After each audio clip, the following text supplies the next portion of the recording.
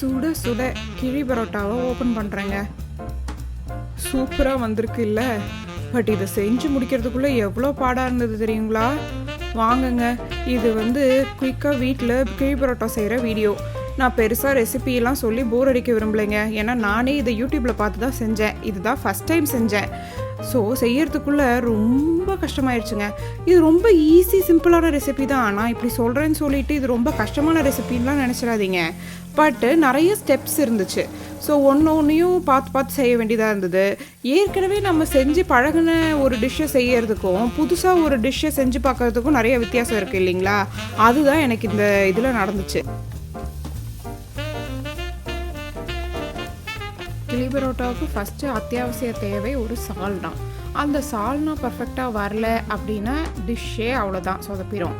So இதை ரொம்ப பொறுமையாக செய்ய வேண்டியதாக இருந்ததுங்க. இப்போ நான் ஃபஸ்ட்டு அந்த சால்னாவை தான் ரெடி பண்ணிகிட்ருக்கேன். சால்னா சூப்பராக வந்துருச்சு அப்படின்னாலே நமக்கு 90% டிஷ்ஷு கரெக்டாக வந்துடுங்க. ஏன்னா நல்லாவே இல்லாத ஒரு டிஷ்ஷுக்கு கூட சால்னாவை தொட்டு சாப்பிடும்போது அருமையாக இருக்கும். நான் இந்தியாவிலலாம் இருக்கும்போது எனக்கு நல்லா ஞாபகம் இருக்குதுங்க. எங்கள் அப்பா கிட்ட அமக்கலம் பண்ணி பரோட்டா சால்னாவும் வாங்கிட்டு வர வைப்பேன். ஸ்கூல் காலேஜ் படிக்கிற சமயத்துலலாம் வாங்கிட்டு வந்தாங்க அப்படின்னா சால்னா மட்டும் எக்ஸ்ட்ராவாக வாங்கிட்டு வாங்க அப்படின்னு கேட்டு வாங்கி அந்த சால்னாவை ஒரு 2 நாளைக்கு பத்திரமா வச்சுருந்து தோசை, இட்லி இது எல்லாத்துக்கும் தொட்டு சாப்பிடுவேன். இது மாதிரி நீங்கள் யாராவது பண்ணியிருக்கீங்கன்னா கமெண்ட்டில் கண்டிப்பாக சொல்லுங்கள். இப்போ ஃபாஸ்ட்டாக சால்னா ரெடி ஆகிட்டு இருக்குங்க.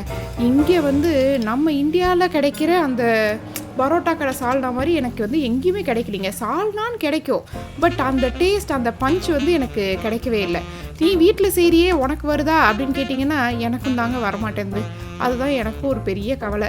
நானும் நிறைய யூடியூப் சேனல், நிறைய ரெசிபீஸு எல்லாத்தையும் பார்த்து மாற்றி ஒவ்வொரு முறையும் ட்ரை பண்ணுறேன். பட் அந்த பஞ்சோட அந்த ஒரு சால்னா எனக்கு இன்னமும் கிடைக்கவே மாட்டேங்குதுங்க. நீங்கள் ட்ரை பண்ணி எதனா ஒரு ரெசிபி இந்த ரெசிபியில் செய்யுங்க, கண்டிப்பாக இந்தியாவில் வர சால்னா மாதிரியே இருக்கும் அப்படின்னு இருந்துச்சுன்னா அதை கண்டிப்பாக எனக்கு கமெண்ட்டில் சொல்லுங்கள், நான் ட்ரை பண்ணி பார்க்குறேன். இப்போ சால்னா ரெடி ஆகிடுச்சுங்க. இது எதுவும் சொதப்பலை, நல்லா தான் வந்திருக்கு. அந்த பஞ்சு இருக்கா அப்படின்னு கேட்டிங்கன்னா கொஞ்சம் மிஸ்ஸிங் தான், பட் ஸ்டில் சால்னா மாதிரி வந்திருக்குங்க. ஸோ இந்த சால்னாவை இப்போ வச்சு நாம் கிழி பரோட்டா செஞ்சிடலான்னு நினைக்கிறேன்.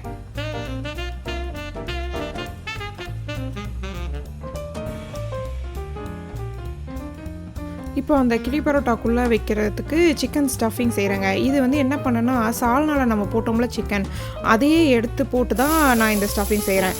சும்மா வெங்காயத்தில் அந்த சிக்கன் போட்டு கொஞ்சமாக சாட்டே பண்ணி அதை அப்படியே உள்ளே வச்சு ஸ்டஃப் பண்ணிக்கலாம் அப்படின்னு இருக்கேன். இதுக்கு எதுவும் நான் ஸ்பெஷலாலாம் ஒன்றும் செஞ்சுக்கலைங்க. இதுவும் நான் யூடியூப்பில் பார்த்தது தான். அதே தான் அவங்களும் செஞ்சாங்க, அதே தான் நானும் செய்கிறேன்.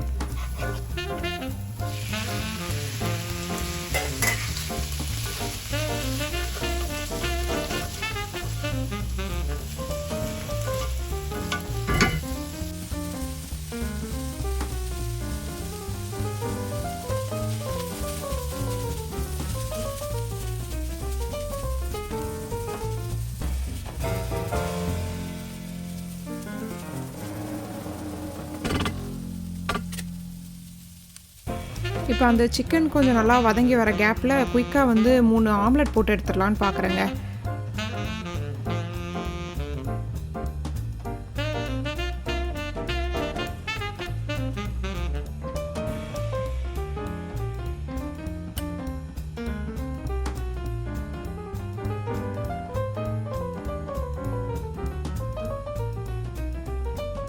ரெடிங்க. இப்போ வாழை இலையை சுட்டு எடுக்க வேண்டியது தான். இது நம்ம தோட்டத்திலே இருக்கிற வாழை மரத்தில் இருந்து தான் இந்த இலையெல்லாம் நான் பறிச்சுட்டு வந்திருக்கேன். இப்போ வின்டர் ஆரம்பிச்சிருச்சுல, ஸோ கண்டிப்பாக இலையெல்லாம் பட்டு போயிடும். ஸோ அதுக்குள்ளார பறித்து எடுத்துடணும்னு சொல்லி எடுத்துகிட்டு வந்து வச்சுருக்கேங்க.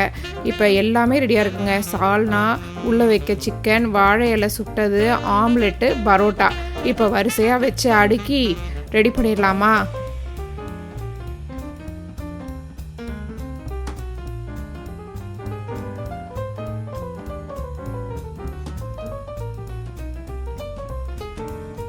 பொதுவாக ஒவ்வொருத்தருக்கு ஒவ்வொரு ப்ரிஃபரன்ஸ் இருக்கும் இல்லைங்க. எனக்கு பார்த்திங்கன்னா பரோட்டா சால்னாவில் முங்கி இருக்கணுங்க. சால்னா தான் அங்கே ஜாஸ்தி இருக்கணும், பரோட்டா கம்மியாக இருக்கணும். பட் வந்து என் ஹஸ்பண்ட்லாம் வந்து ரெண்டும் ஒரே ப்ரொப்போர்ஷனேட்டாக வச்சு சாப்பிட்ணும் அப்படின்னு பார்ப்பாங்க. நான் வந்து பார்த்திங்கன்னா 3 வகையாக பண்ணியிருந்தேன். எனக்கு வேணுன்றதில் நிறைய சால்னாவும், என் ஹஸ்பண்ட்க்கு கரெக்டாகவும், என் பையனுக்கு வச்சதில் கொஞ்சமாக சால்னாவும் வச்சு பண்ணியிருந்தேன். இப்போ வந்து நான் வந்து சால்னா, பரோட்டா, சிக்கன், அப்புறம் மேலே திருப்பி பரோட்டா, சால்னா, சிக்கன், அதோட மட்டும் மேலே இருக்கிறதுல மட்டும் முட்டை வச்சுருந்தேன், ஆம்லெட்டு.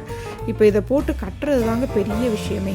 இதில் வந்து எப்போவுமே பார்த்திங்கன்னா நான் எவ்வளோ தான் இலையை சுட்டிருந்தேன் அப்படின்னாலும் எங்கேயாவது ஒரு இடத்துல சின்னதாக கீறல் விழுந்துடும். இந்த சால்னா எல்லாம் வந்து நான் திருப்பி இதை வந்து சூடு பண்ணும்போது கொஞ்சம் லீக் ஆகிடும். ஒரு சில சமயத்தில் வந்து நான் 2 லேயர் இன்னொரு மேலே ஒரு லேயர் வாழை இலையும் போட்டெல்லாம் கட்டுவேன். அந்த மாதிரியும் கட்டியிருப்பேன்.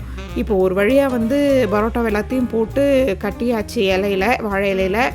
இப்போ இதை அடுப்பில் போட்டு சுட்டு எடுத்துடலாம் வாங்க.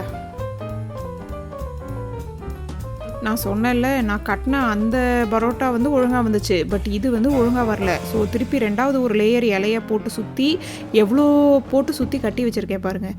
இவ்வளோ ஒர்க் பார்க்க வேண்டியதாக இருந்துச்சு அந்த சால்னா லீக் ஆகாமல் இருக்க. இதுதான் நான் எனக்குன்னு வச்ச பரோட்டா. இதில் வந்து நான் வந்து கொஞ்சம் ஜாஸ்தி தான் சால்னா ஊற்றிருந்தேன். இப்போ இதுக்கு ஓப்பனிங் செரமனி பண்ணிடலாம், வரீங்களா? வாங்க. அட இந்த தட்டு வேற ஒரே சுற்றிட்டே இருக்குப்பா, திறக்க விட மாட்டேங்குது. அப்பாடா, ஒரு வழியாக வீட்லேயே கிழி பரோட்டா செஞ்சாச்சுப்பா.